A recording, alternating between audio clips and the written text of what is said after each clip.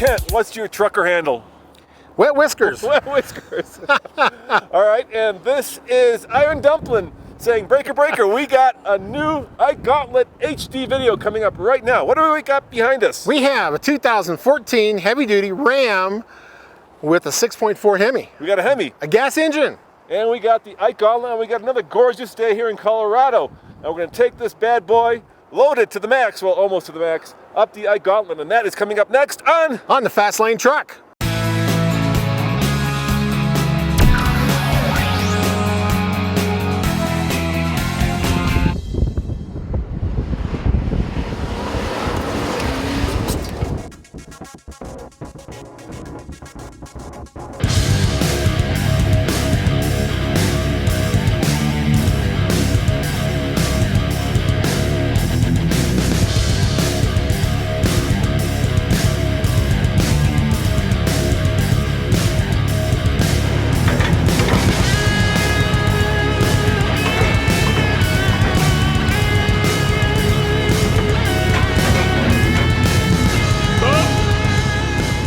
That is the Colorado Loveland ski area.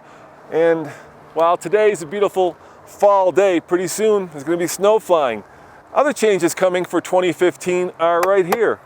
This is a 2014 model, but the only difference between this and the 2015 are the power mirrors.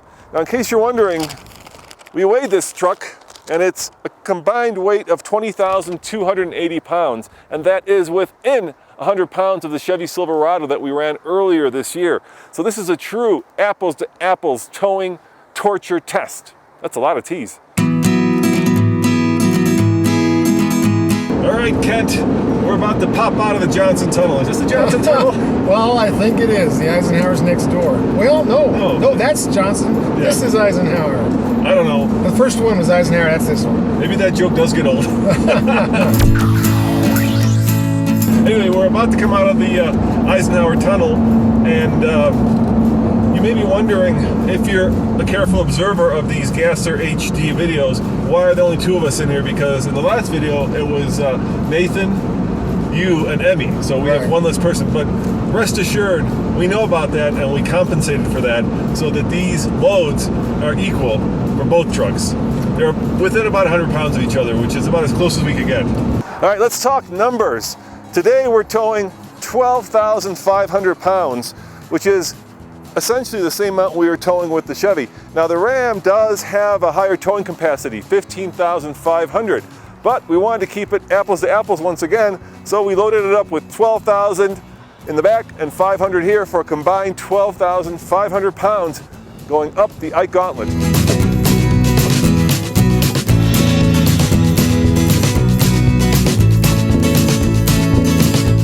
That's true. This has got the highest capacity of the three brands, the Detroit Big Three. This has got a higher trailer, and I don't know, the payload, they're very similar. All right, now you're really flying, dude. You're doing almost 70 miles an hour. I'm trying to slow down without getting too crazy. That's one thing when you're pulling trailers, you got to have that long vision of what the runway is way down the line, because you got to make your decisions farther ahead than you do with a car or empty pickup. So how does it feel going down the hill? It's fine. It's comfortable. You know, we don't have the water tank in the bed full, so we're having a little bit of sloshing, and it's comfortable. I'm not, it's not moving the truck around. So actually, we're doing a good job with our weight management. And what you like about this truck is that your trailer gain controller is over here on the right side. Yes, the manual controls on the right side. We're most of us right-handed. Nothing against left-handers, but every semi-truck, the trailer brakes on the right hand. There's a reason for it. Except for the Chevy. Yes, Chevy did move them up, so they're a little better now. But on the left. Right, but if you're going to control the brake controller, this guy wants to move over. If you're going to control the trailer separately, there's a little finesse to that. So you're grabbing this manual control. You don't just grab and pull, because that just locks up the trailer. You're trying to ease into it. In addition to our towing capacity here, we've actually added a jack. This is the Ultra 4000 from UltraFab. That means it's got a 4,000 pound ton capacity, which is a very big bumper pull trailer. And it has a greasable shaft, very nice jack, helps us when we switch trucks. Now we do have complete control, so it does tell you what our gain is, even though you're not in that screen right now. Yeah, we set this at 5.5 because it's braking right. I know we Everybody complains because we don't have a high enough temperature on the brakes on the trailer, but we've done that last time where we set it up to 8 and didn't change the temperature on the trailer brakes. Yeah, people certainly have their opinions when it comes to our brake trailer testing. But you know what, guys? We're doing the best that we can, and we've done enough of these runs now where I think I know we know what we're doing.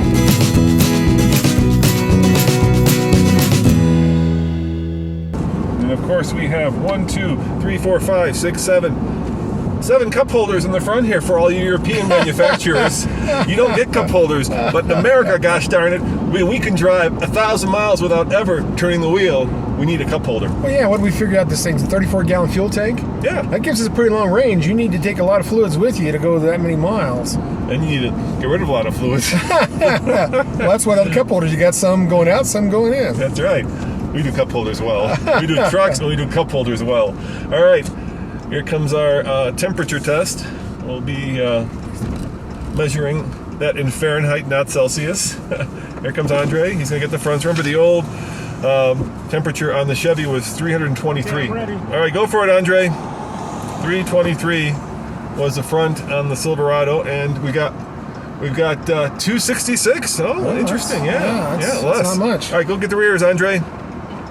283, Ken. 283 was what we were doing. Of course, this is a temperature variant too, right? Yeah, it's a cold day. We're at 206, much cooler. Yeah. So now we're going to burn up the trailer brake because that's going to be like 400. Which might lose not a 5.5 gain. I think we'll probably be 150 if we're anything. Let's find out. And the temperature is 278. What did I trailer? Were you squeezing him? No, I actually didn't brake that much. I want to show you RAM management on this. The tailgate you'll see is really close to the jack, and that's how it would be with any jack. Just happens to be the new electric one. And what we have up here with this RAM box, it has this cargo management, which I really like. And part of that cargo management is the rail system. You see the cleats, they'll move anywhere along that rail. You can tie things down. Being a RAM box, it's 4 feet 1 inch all the way to the front.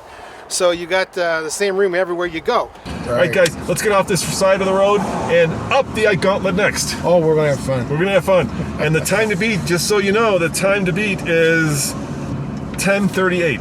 10:38. That will be the time to beat going up the Ike laying Gauntlet. bets? I bet you it'll be faster. It's easy. Well, wait a minute. Then what am I going to do? All right, dude. I'm going to bet you it's going to be the same. How's that? Okay. Make it interesting. It's going to be faster. All right. I'll bet you burger. Okay, there you Burger go. it is. Yes, indeed. It's a Hemi, a 6.4 liter to be exact, the biggest. It's 0.2 liters bigger than the Ford 6.2, and of course 0.4 liters bigger than the Chevy that we recently tested. It puts out 410 horsepower and 429 pound-foot of torque. It's mated to a 6-speed automatic transmission, and in case you're wondering, the rear end is a 3.73, but we've got the 410 on this, making it the ideal apples-to-apples comparison to the Chevy Silverado that we ran up about a month ago.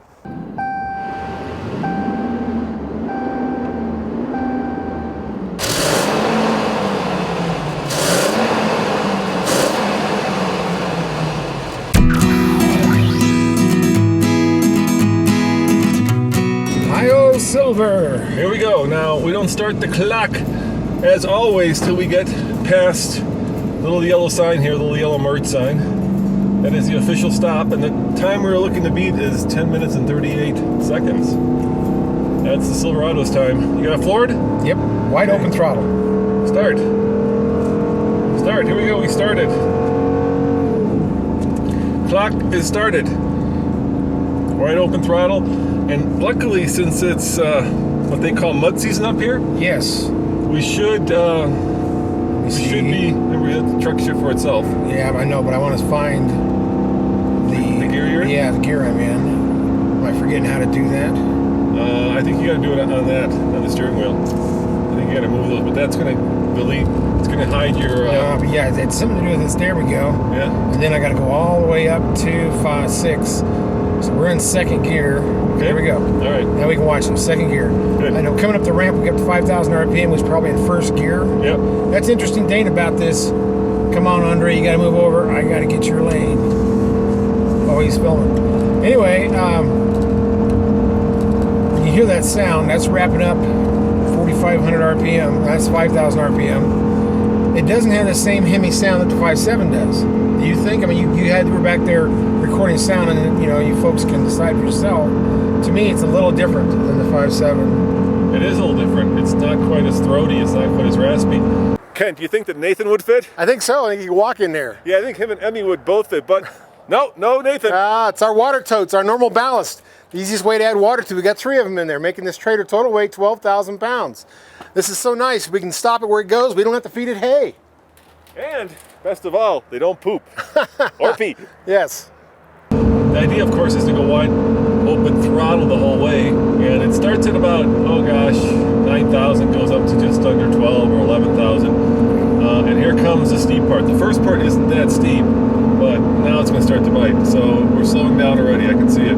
Yeah, we were running right around 5,400 RPM, so we're right against the red line. Yeah. We're peak horsepower, we're not peak torque, past peak torque. Yeah, now we're slowing down, and now we are no longer exceeding the speed limit. Which we did by 4 miles an hour. Yeah, so, where are those flashing lights back there? Hey, don't get all stressed out. We are now at the point where the Ike Tunnel is, 8 minutes ahead of us, and this is starting to bite. It's really starting to bite. Like I was saying, the cool thing is, at this time of year, it's called mud season up here. There's not a lot of people, so we should have a clean run. I also like the fact that we don't have the top of the line model. No, we've got the Bighorn, and that means that we get some really nice amenities, including heated seats, heated steering wheel, and this big, I think it's about an 8-inch Uconnect screen. I think Ram has probably done the best job in class in packaging everything to make it look expensive and car-like. Once upon a time, trucks were basic, they were utilitarian, they were things that you got dirty. Nowadays, in this interior, I feel like I should be wiping my shoes and just being very careful how much mud I get in it. It's so nice. Yeah, and this engine, comparing again to the 5.7, this has 1,000 RPM lower torque curve, so it gains power earlier than the 5.7. So that's part of the range, plus more horsepower and torque. But I mean, it's a better control for the engine for towing. I really like the way they got this one set up. Well, and the biggest issue we had, if you go click on the link below, it'll take you to the Silverado heavy-duty gasser video, and the biggest issue we had there was it just kept hunting for the right gear, right? Yeah, exactly. Actually, when it did hit to a lower gear, it went below the power band. So it's like losing turbo boost. You had to start all over again. Whenever it downshifted, instead of going right into your horsepower band or your torque band where it would hold steady, it dropped below that. And I never understood why. Maybe with that 8-speed automatic that the 6.2 has now, we'll see if their management of the gears is different. This Ram 2500 has the Ram box option, which is very nice. If you want to store things in here, you got a door on each side. It's plastic. It's got a drain hole for water. It has a light. It's got all the gaskets sealed up. Has a thing if a child gets locked in there, they can pull the cord. It glows in the dark. And your key fob will actually unlock your cab, unlock the Ram box, and your tailgate all from one button, which is very nice. You got good storage here, but it also makes your bed a little less usable, but gives you a 4'1" area width-wise all the way through. So you can still get the plywood in there and all the things you want to do. You just don't have like a fender well. It's straight up. But also, because it does weigh something, you're going to lose about 140 pounds of payload weight due to the weight of the Ram box. Just like if you have a diesel, you lose the weight of the diesel from your payload. Anytime you add weight to the truck, you lose payload towing capacity, which is not very much, 140 pounds. You may or never notice it. So you think this is going to jump down when it starts to slow down and it starts to bite? We're second gear. We've been staying in second, and we're right under 4,000 RPM. Yeah. I think it will probably go to first at some point here. Now, one of the cool things about actually both the Silverado and this truck is that it has cylinder deactivation. Yes, I love MDS. So what happens is when you're on a highway that's not going straight up to the top of the mountain, the truck will actually turn off 4 of the 8 cylinders to give you better fuel economy. Now we're averaging right now 2.7, and we did reset it before we started up the Ike Gauntlet.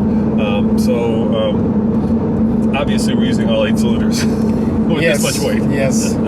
On this cargo divider, it actually locks in place with your ignition key. So you can lock it in each one of these tabs, and then nobody will steal it. It's your ignition key. I love it. Great system. But I know if you're driving across Kansas and you don't have a trailer in the back, you could be doing 65 miles an hour in 4 cylinders. And I've done quite a bit driving this truck, and I actually can get 17 to 19 miles to the gallon when I was in that 4-cylinder. I loved it, actually. I mean, that's one way to get, and this is a 410 rear end. This is geared low for towing.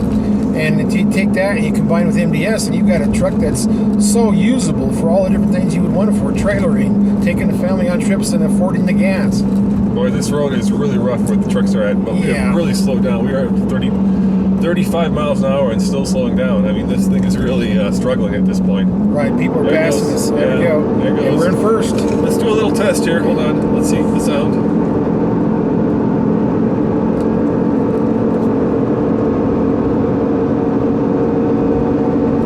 So 75 at its loudest. It's not bad. It's still very quiet. That's 5,500 RPM, so that's about wide open throttle on the RPM band. Yeah, this engine is not the same as, you know, the light duty Hemi. That one's raspy. That one's got a little bit of that Challenger Charger rasp to it. This is more of a workhorse, I think. That's true. That's true. That's why they sound different. Yeah. I just like that Hemi sound. You do like that Hemi sound. So it is a Hemi, but I think we're getting a little different use here. Boy, we are struggling. 30 miles an hour.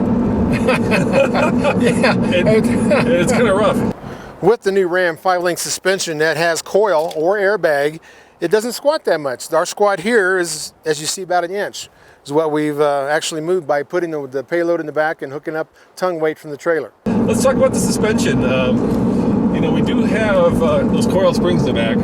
Right. It's called a 5-link. That means there's 2 arms attaching a frame to the axle on each side, and then there's a tracking bar to keep it from the left and right.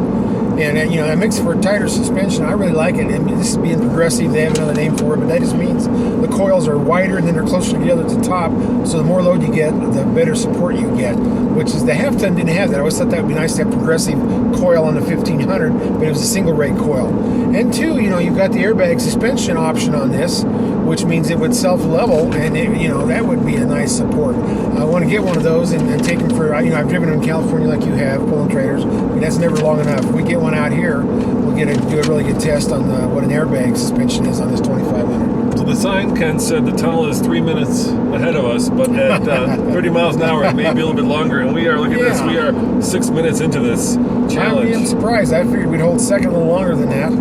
But we're pulling 12,000 pounds. We have 500 pounds in the payload, plus whatever we weigh. Another thing, these tall Rams, they are the tallest in the class. We had to use a very long drop-down hitch on this to keep the trailer level. And you want a level trailer. This is what we had to do. We had to buy one just for the Ram. We do have that 410 rear axle ratio, which is the same as we had the Silverado, so it's really apples to apples here. Just some of the other things that we're getting are premium navigation. I like this, I think they used to call it Uconnect. It's a really nice system. It's easy to use. It's really user-friendly. And there are a lot of interesting and useful gauges that you can toggle through on the dashboard. Right, that's a very nice gauge dashboard they have. I like the regular analog gauges, plus you can go digital in the middle. Yeah, the digital part's really useful. Yeah. So you've got oil temperature, transmission temperature, you've got your, obviously, we're in our MPG, average MPG mode, because that's the number that we want to see. And current MPG is 3. But there's a lot of useful stuff if you're towing that I like. And even if you're not towing, it's really nice to know some of those numbers. It gives you a lot of confidence. Some of the other things that we got here, obviously, is that 6.4 liter Hemi. That is a $1,495 option, by the way. Yeah. Not as expensive. A lot different than a diesel option. Yeah. Now this Ram, being a 2500 HD, has the towing mirrors. It's a towing mirror option, which I really like. It's got the most reach of any of the other brands. I mean, it may not be the biggest glass surface, but the biggest reach, which is what you want to see around a trailer that's 8.5 feet wide. Of course, this folds in. New for 2015, this folds in under power. So that's something you look forward to. You look buying a 15. But this here folds over for when you're not towing with a trailer. It's a little more refined, a little less drag for the wind. But great mirror. And it doesn't have the Eisen. Right. It has the regular Ram transmission. I think it's a 68 RFE, 6-speed. And what we're looking at a total price of $49,755. It's a base price of $41,330. There are a lot of goodies here. You've got heated seats. You've got heated steering wheel. You of course have this big display. The one thing that I would like are running boards. Well, that's true. That's true. I think on this tall of a truck, we showed the hitch. You have to extend the hitch. You might as well get some running boards, unless you're only, planning on doing off-roading. I mean, that's nice. Otherwise, it's a lot of jumping to get in this truck. Okay, it looks like you're pushing, man. I am. I want to make sure I'm on open throttle, so I push so hard that my toes start cramping, so that I know I'm still pushing hard, because the truck's not responding. I'm not going anywhere, so I have to have another gauge for myself to know that I'm all the way to the floor, and I have been the whole way. I think we're in first gear. We have been in first for quite a while. Yeah, and we're doing, what is that, 30 miles an hour up this hill? Yeah. Now, that's another thing I like about the dash, is you can go to a digital readout on your miles per hour, which I like. Otherwise, you're trying to read between dashes and you're never really accurate. The digital dash, like your GPS has, is nice to see the numbers. I'm not sure about this. I see the tunnel, but we are now 9 minutes into it. Oh, you're kidding me. No, this is going to be a nail biter. Boy, I am surprised. A nail biter. On this Ram HD 2500, in the crew cab, the back seat on the floor, you have a lot of compartments, one on each side. And on this side, I'll pull this out. It actually has a tray. So you can clean it out, dump it out, put ice in it, whatever you want to do. I really like this. And the other thing back here is this seat. It folds up, and you have another part that folds out. It has legs, folds down flat. Now, you do that to both sides. You can put your big screen TV in there. You can haul some big groceries in there. And you can put your sleeping bags, actually sleep in the back of this. This is a large crew cab back seat. I love this.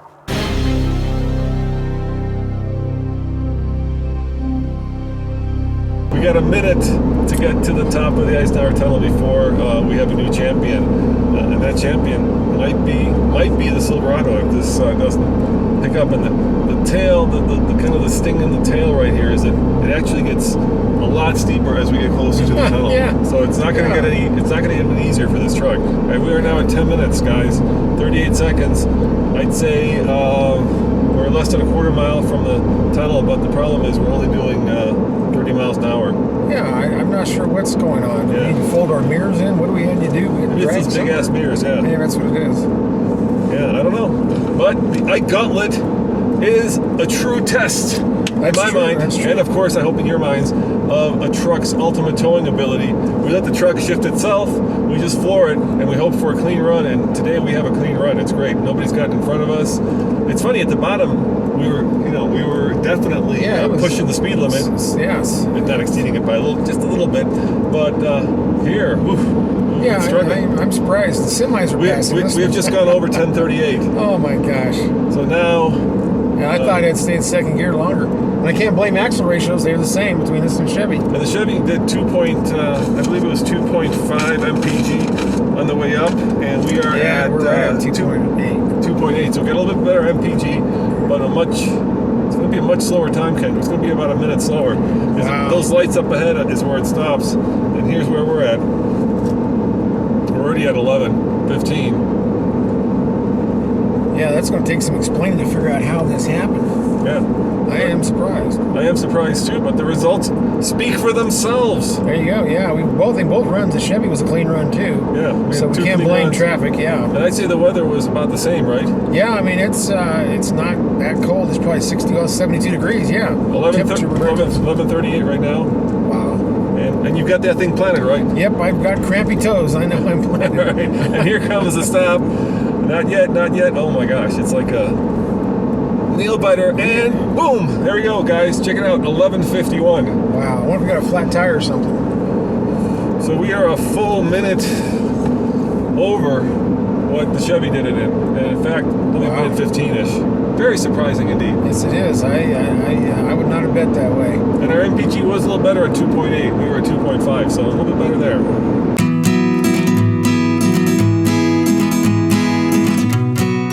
Here we go, guys. In case you can't read it, there's the time. For all you Ford, Chevy, and of course, Ram engineers out there, there's the time.